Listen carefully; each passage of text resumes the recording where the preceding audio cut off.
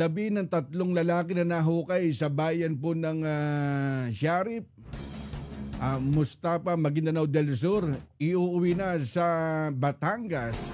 Narito ang balita ni Jomar Abdul. Target on Air. Live report. Correct, iuuwi na sa kanilang mga pamilya sa Batangas ngayong araw ng Lunes, Hunyo 2, 2025, ang mga labi ng 3 lalaking residente ng Kalatagan na natagpuang patay sa nakalibing ito sa isang taniman sa bayan ng Sharif Saidona Mustafa sa probinsya ng Maguindanao del Sur. Ito ang kinumpirma ni Police Captain GCP Tamayo na siyang tagapagsalita ng Maguindanao del Sur Police Provincial Office.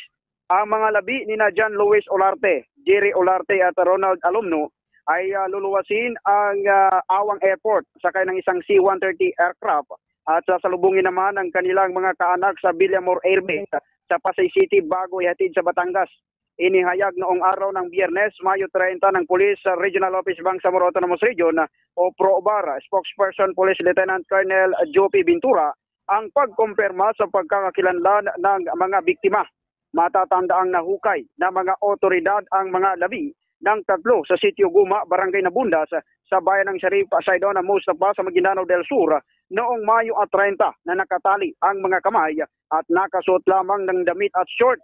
Ang 3 ay iniulat na nawawala noong Mayo 11 matapos maghatid ng mga hybrid na kambing sa Maguindanao del Sur.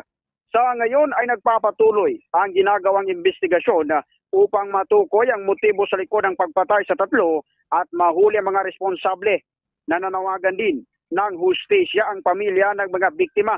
Labis ang kanilang kalungkutan at galit at umaasa sila sa mabilis at makatarungang pagresolba sa nasabing kaso. Mula dito sa rehiyon ng Bangsamoro, Jomar Abdul nag-ulat para sa Target on Air sa DZME 1530, ang Radyo TV. Target on Air. Live report.